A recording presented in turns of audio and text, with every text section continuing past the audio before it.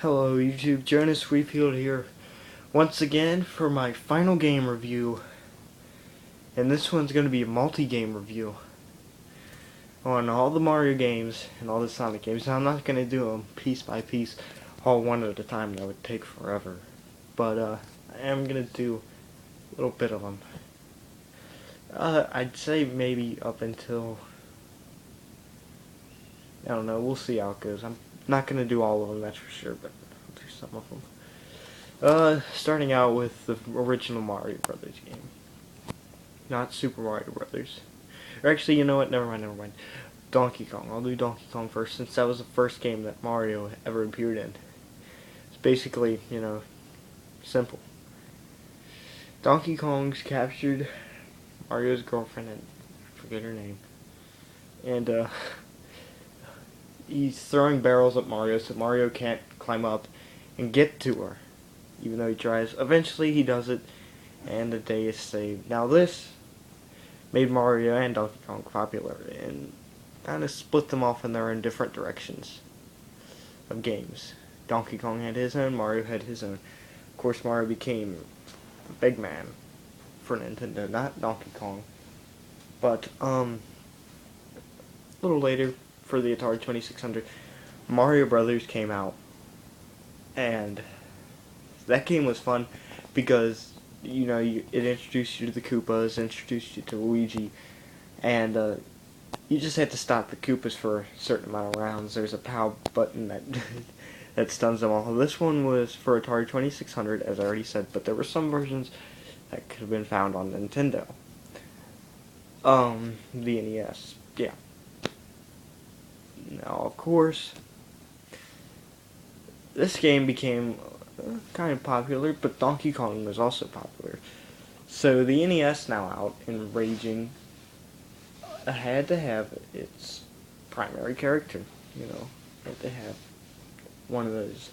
And since, even at the time, even when Nintendo wasn't big, its main character was still Mario because of the past two games. So they decided to make him their main character, and gave him his game Super Mario Brothers, which, still to this day, if you ask anyone, including myself, is one of the greatest games of all time. Brought us out of the video game crash, and everybody loved it. Had many different levels, introduced you to characters like Toad, Peach, Bowser.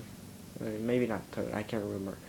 But Peach, Bowser, the big enemy of the Mario games, and just gave you this nice storyline that everybody loved and everybody wanted to play.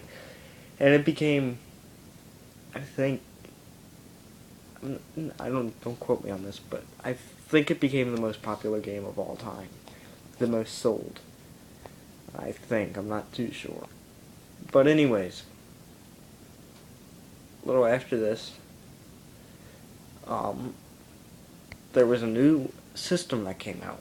Not for Nintendo though. It was a competitor to Nintendo called the Sega Master System. Yeah, Master System, that's right. And these guys had their main character, and instead of being red, like Mario was, it was blue, the opposite color. His name was Sonic, and he was as fast as his speed of sound. He collected rings, and was just all pretty cool dude, And that was Sega's main guy. And Sega and Nintendo didn't like each other at the time. They were going to go at it head to head. But in order to do this, you needed somebody to combat Mario, and Sonic was the one to do that. Sonic's first attempt on the Master System didn't go so well, but still better than most of the games on the Master System.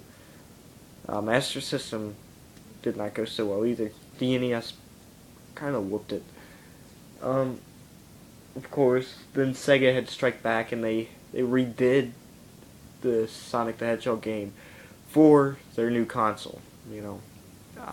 This was the Sega Mega Drive, the Sega Genesis. And by this time, Super Mario Bros. 2 had come out, and that was a huge hit. It was not quite as big as the first one, but still, it let you play as this one. I know for a fact had Toad in it. And it was just fun. It had a lot better graphics than the first one, more cartoony, more happy, uppity, surprisingly. I don't know, it just wouldn't seem like it would be like that compared to the first one. And, Yeah, I thought it was better than the first. It was my favorite Mario game ever released. Honestly, that's me. That's me, though. Super Mario Brothers 2 was the best one released. And this is what really had to combat against the Genesis and Sonic. Uh, by the time the first Sonic game came out, the wars have started. The console wars. Which, you already saw my review on that. Um, Sonic the Hedgehog was or looks up to at that point. There's no easy way to say it for you Mario fans. But he was more looked up to.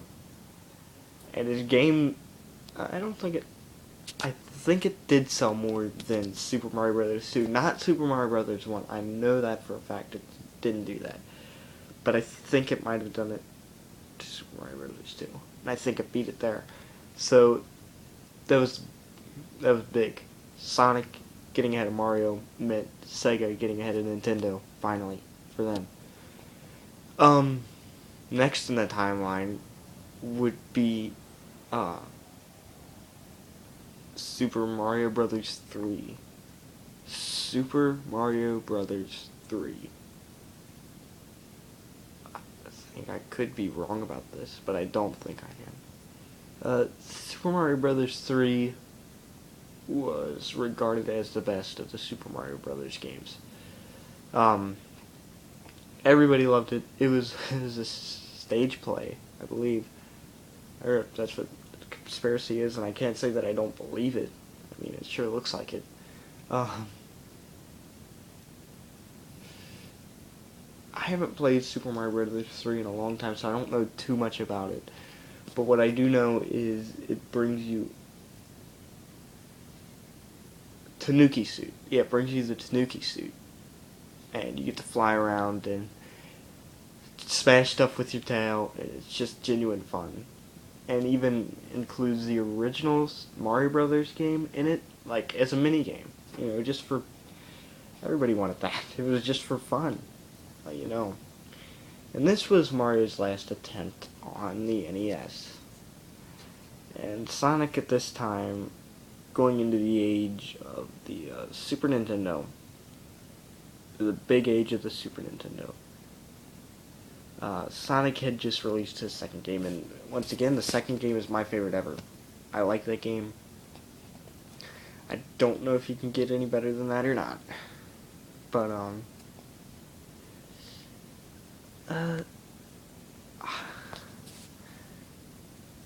I don't know if it outsold Super Mario Bros. 3. I mean, if the Nintendo were huge at this time, I'd say Mario Bros. 3 definitely outsold it. But this was the age of the Sega Genesis, and the Sega Genesis was putting down the Nintendo pretty easily. So, I don't know. If I were to guess, I guess Sonic the Hedgehog 2. Oh, another thing about Sonic the Hedgehog 2, it introduced Sonic's main sidekick, Tails. Little yellow fox with two tails, and also one who helped Sonic to destroy the Death Egg, which was a big, big thing in 2. Dr. Robotnik was Sonic's main enemy, by the way, like Bowser is Mario's main enemy. So, let's see, going on to the next one.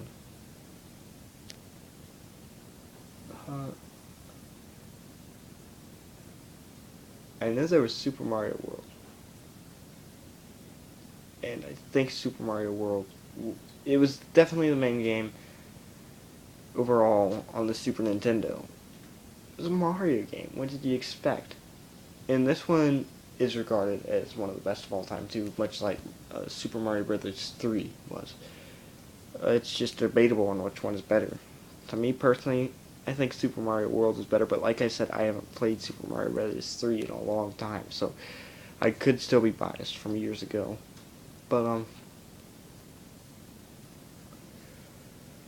yeah, Super Mario World was a lot more diverse, I can tell you that, than Super Mario Bros. 3. And it had better graphics, obviously, 16-bit. It also introduced Yoshi, who everybody loves. And what else is there to say about it? Um, Next in the Sonic franchise, this next game also introduced a new character. Um, Knuckles. You know, Knuckles.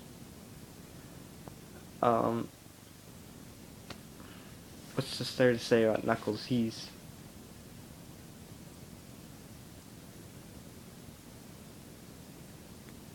I don't know, he's red.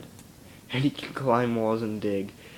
He's pretty fast too. He can also glide, which comes in a lot of handy if you do connect Sonic the Hedgehog 2 and Sonic and Knuckles the next game to your Sega Genesis, or it could be Sonic the Hedgehog 3. You know, all that cool stuff. You can play as Knuckles in the games. Um, this one was to choose between this one and Super Mario World is one of the toughest things ever. I'd still go with Sonic, just because I like Sonic more. And now Sonic the Hedgehog 3 was dark. It was like the destruction of the world, rebuilding the Death Egg. And I'm not gonna lie, I haven't beaten it yet. I came close. I got to like, what is it? Stage 4 or something like that? Stage 3 or 4, and I think it was 4, but I can't be too sure. All I know is that it's harder than the other two. The other two are really hard. So yeah, I'd honestly pick Sonic the Hedgehog 3 over Super Mario World, but kind of by a minuscule amount, you know. I like Super Mario World a lot too. Now, after this, you know, you had Sonic and Knuckles, which I already mentioned, where you can play as Sonic or Knuckles in their alternate storylines, where they meet and they still don't like each other all that much. But they become friends a little later. After this, there was some other stuff like Sonic Pinball, there was Mario Kart, just little basic side games that people like to play every once in a while. Soon after this, though, I believe the Genesis beat the Super Nintendo barely, just because it had more money sold. But overall, the Super Nintendo sold more consoles, which could amount to it being a dead tie. But I Team Sega for me, you know. However, after this, Nintendo easily crushed the competition of Sega, and then lost to PS1. There weren't too many more Sonic games. I can't think of any off of the Dreamcast or the Master System, but mark my words, there were some. I know, at least, there had to be. As for Mario, you know, there's Super Mario 64. You know, 3D, woo. After this, though, after the fall of Sega, Sonic kind of died off with it, but then became a ghost and, you know, started haunting all the systems. You can find him on any game station you want. You can find him on Xbox, PS3, even the Wii. That's because, there was, let's see, Sonic the Hedgehog appeared on Nintendo. His Mega Collection appeared on Nintendo. Because Sega had just recently died, and, you know, you kind of think Sonic's gonna go with it, but Sonic was a huge character, so Nintendo had to honor him in some sort of way, in that Mega Collection was way. However, little did they know, there were more Sonic games coming out. I know there was Sonic Adventure 2, which they were planning on. Oh yeah, Sonic Adventure, I believe, was on the Dreamcast. Sonic Adventure 2, which they were, you know, kind of planning on, but they didn't think he was going to make it that much farther, you know, because Sega's gone, where's Sonic going to go? Well, the same can be said about Mario. Nintendo's going down the drain, and so is he. tell you the truth, I can't think of too many Mario games. There was Super Mario Galaxy, I know that. That was actually a damn good game. But, I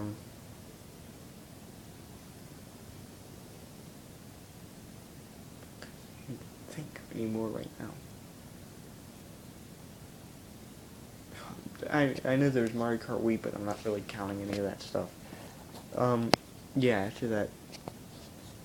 So, it did lead up to a game when the Olympics came out in 2008.